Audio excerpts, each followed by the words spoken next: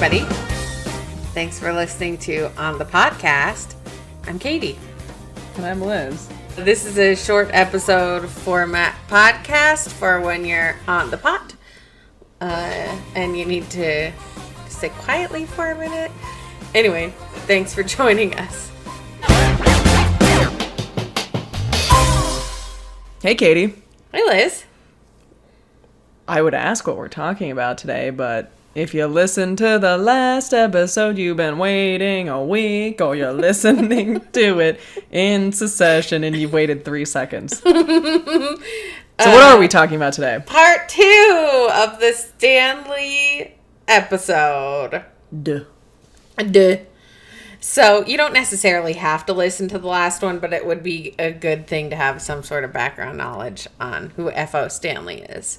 Growing up in Colorado, Liz, we both knew of the Stanley Hotel. I'm assuming that you knew, because we didn't really know each I other can't, growing up. really pinpoint when I knew about it. I truly think it didn't register in my brain until I knew Estes Park existed and Dumb and Dumber existed. I was 6. So you knew of the Stanley from a young age. Yeah. Yeah. Cool. Liz, Katie. do you believe in ghosts? Girl, I have seen ghosts. You have? Yeah. Wow. I don't know that I want to say I want to, but I believe in ghosts. According to reports, the Stanley Hotel is haunted. No. Boo. So I was fortunate enough. My friend got married just a few weeks ago. Congratulations, Ellie, if you're listening. Congratulations, Ellie. Love you. We had a strange bachelorette party because we are strange individuals, and we went on the Stanley Ghost Tour for my friend's bachelorette party. So I have some of these ghost stories fresh in my mind to tell you about, Liz, and I'm so excited. Tell me about it. I have also taken a ghost tour of the Stanley Hotel that was spooky. Spooky? Did you see anything when you went on the tour? Did you experience anything? Lucy made herself known. Should we start with Lucy? If you want to start with Lucy, start with Lucy. Okay, so Lucy was a ghost that the staff at the Stanley Hotel has interacted with. And the story behind Lucy is that she was a teenage girl that when, in the 70s-ish, the Stanley was, before The Shining, the Stanley was kind of dilapidated and it was old and not in great condition. So there were squatters that would come and kind of hang out in the Stanley to make themselves warm. So she was in a closet in the basement of the theater. Yeah, which is it's a separate building from the hotel itself. Mm-hmm. It's still on the compound, but it's not attached to the hotel. Yeah. So she goes into this back closet in the theater, in the basement of the theater, hears security coming, and escapes into weird little side hatch tunnel thing. We'll talk more about the tunnels later. But I think the story goes that she fell asleep and froze to death, essentially, which is tragic. So tragic. Do you have chills yet, Liz? No, it's warm. Okay, this next one might give you the chills. Okay, I'm ready for it. I'm boiling up. I might have a fever. Should take some emergency. So another individual who worked at the Stanley, who worked as an electrician at the Stanley, is also sensed in the theater. Now, my ghost background comes from watching Ghost Hunters as a kid. Did you ever watch that show? Mm-hmm. Yeah, Love I Ghost think I've Hunters. watched them all. And as I know, EVP, or electronic voice phenomenon, you're laughing at me because I'm a nerd. So there are ghost hunters of some sort, or I think it might have been the staff. So the staff at some point had interactions through the recordings, through those EVP recordings, with this electrician that they knew of, who was like pretty recently on staff. And recently, I mean within like the last 40 years or so. So this electrician was working at the Stanley and was leaving the theater one night and then just vanished. Like, they don't know really what happened to him. Are you sure he wasn't a magician? He might have been. But just disappeared. So through these EVP sessions, they communicated with him, and what he was able to say was along the lines of, like, blood, stab, bad things. Outlets, light switches, make sure your wires aren't crossed incorrectly. So electrical mumbo jumbo. Electrical mumbo jumbo.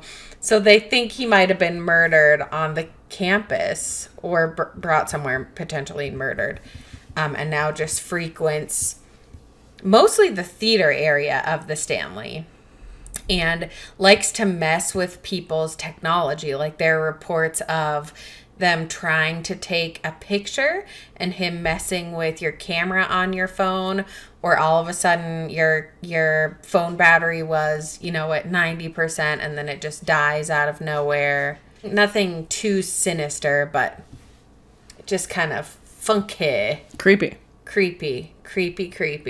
Now, Liz, you've been on this tour. I've been on this tour. And there's this really cool part that I find extra creepy. And it's these, like, hand-carved tunnels underneath the Stanley Hotel. Mm-hmm. Still used today for transporting things throughout the hotel. Mm-hmm. But, man, they're creepy. They are creepy. Would you crawl into that thing? I've been in it. Oh, yeah, you did get to go in it. So scary. Did not like it. I wouldn't work at the Stanley Hotel if I had to go into those tunnels. And I believe every single worker has to. Oh, I'm sure they do. Yeah. So the tour guide showed us this picture of this girl who just appeared. It was like nobody on her tour at the time had blonde hair or dark eye makeup. But man, this picture, go look at our Instagram. Real creepy. Our handle is On the podcast. Mm-hmm. Have I showed you this picture? Yeah, you showed it to me. Can I show it to you again? What in the F? It just gives me the heebie-jeebies. Yeah, it's creepy. That's so creepy. So badly, because it's just like, I've never seen a ghost, but I feel like when you see a ghost, it's not like human figure. It's just like shadows, movements, stuff like that. This is a human figure. Just caveat to this photo when you go and look at it. I can't verify that it's real. The tour guide showed me this photo. It's a picture of her phone. But it's a creepy picture nonetheless. Creepy. I asked the tour guide when we're just like walking in between buildings on the tour, I said, what is the scariest experience you have ever had? And she was like, I have the story for you. The story of the century. The story of the century. So there is this ghost they refer to as Dennis. Now, Dennis, they think... The Menace. It is Dennis the Menace. That's what she calls him. Yeah, Dennis the Menace. So they think Dennis was involved in the mafia at some point, because I guess the mafia had some ties to the hotel at some point. Can't verify that, but this is the story that the tour guide was telling me. So she's I think it was in the theater packing something up. It doesn't matter. At some point, and here's kind of some rustling behind some curtains. Ignores it for a little while, tries to put it off, and the rustling continues.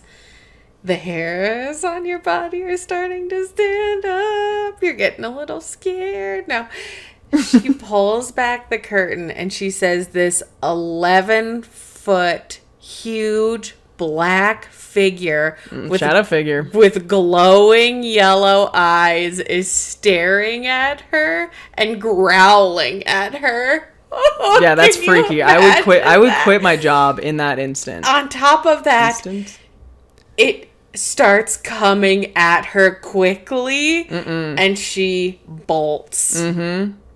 bolts. No, thank you. No way, Jose. Hair's not standing up on my body, but that's legit because I've heard stories like this all the time. Would I want to encounter them? Absolutely not. That's freaky AF. So you're clearly still not impressed by any of that. Okay, let me tell you now, because this is the most famous... This is what made the Stanley Hotel kind of what it is today. Was a hotel. The Shining.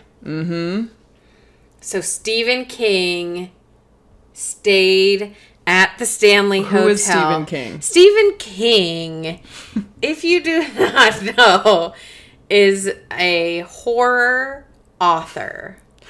So it makes sense that he would find himself in the Stanley Hotel. Years ago, before the movie The Shining came out, or the book, Stephen King and his wife lived in Boulder, Colorado, decided they wanted to get away for the weekend, and headed up to Estes Park. Now, at this point in time, the Stanley Hotel was a seasonal hotel. So they go up to the Stanley, everybody's leaving. It is like the last day of the season, and him and his wife are like, we're going to stay here. This is fantastic.